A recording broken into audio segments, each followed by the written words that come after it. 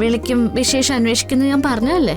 പലരും വലിയ വലിയ വാചകങ്ങൾ പറഞ്ഞ് മുന്നിൽ കൂടെ നടന്നു പോയിട്ടുണ്ട്. പിന്നീട് ഒരിക്കലും തിരിഞ്ഞു നോക്കിയിട്ടില്ല. ആ കൂട്ടത്തിൽ കുട്ടിയുടെ വാക്കും പെടുത്തിപ്പോയി. ക്ഷമിക്കണം കേട്ടോ. അതൊന്നും സാരമില്ല. അമ്മയ്ക്ക് അവിടെ സുഖാണോ? ആണ് മോളെ. ഇവിടെ കുറെ ആൾക്കാരുണ്ട്. എല്ലാവരും അമ്മയെ പോലെ സങ്കടങ്ങൾ ചുമന്നുകൊണ്ട് നടക്കുന്നവര് തന്നെ.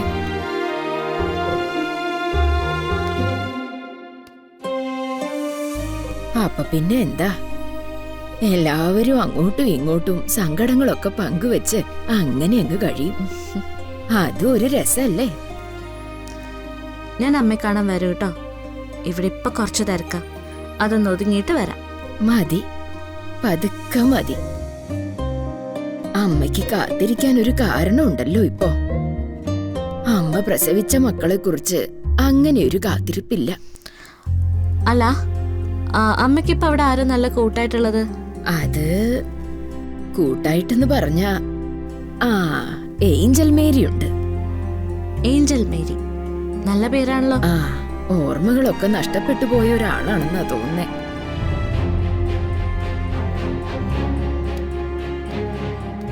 സംസാരിക്കുന്നൊക്കെ കേൾക്കാൻ നല്ല രസവാ. മോൾക്ക് സംസാരിക്കണോ? ഒന്ന് കൊടുത്തേക്ക്. അമ്മയെ നന്നായി നോക്കണമെന്ന് ഞാനൊന്ന് പറഞ്ഞേക്കാം. അതൊന്നും വേണ്ട. ആരോടെങ്കിലും സംസാരിക്കുമ്പോ ഏഞ്ചലിന് സന്തോഷാവും. ഞാൻ കൊടുക്കാം മോളെ. ശരി.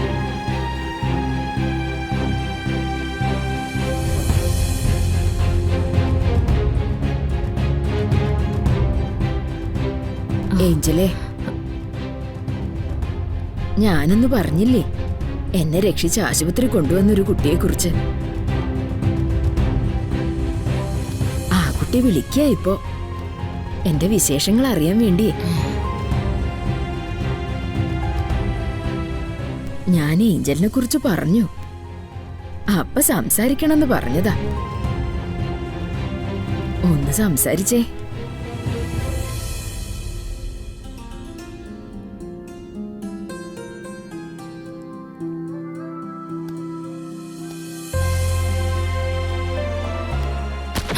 അയ്യോ മോളെ,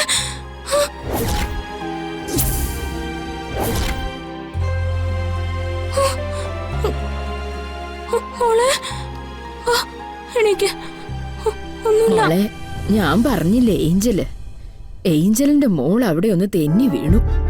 അത് നോക്കാൻ വേണ്ടി പോയതാ. പോട്ടെ, സാരമില്ലട്ടോ. അമ്മ പറഞ്ഞ ശരിയാട്ടോ. സംസാരത്തിനൊരു പ്രത്യേകതയുണ്ട്. ഇപ്പൊ മോളെന്ന് വിളിച്ചില്ലേ, അത് ഞാൻ കേട്ടിട്ടുള്ള പോലെ. മനസ്സിൽ നന്മയുള്ളവരെ കാണുമ്പോ നമുക്ക് ഏറ്റവും അടുത്ത ആളാണെന്ന് നമുക്ക് തോന്നും. അങ്ങനെയാ മോളെ അത്. വേദനിക്കുന്നുണ്ടോ മോളെ? എന്തായാലും ഇനി വിളിക്കുമ്പോഴേ ഏഞ്ചലിനെ ഞാൻ പരിചയപ്പെടുത്തി തരാം. പോട്ടെ, നടക്ക്.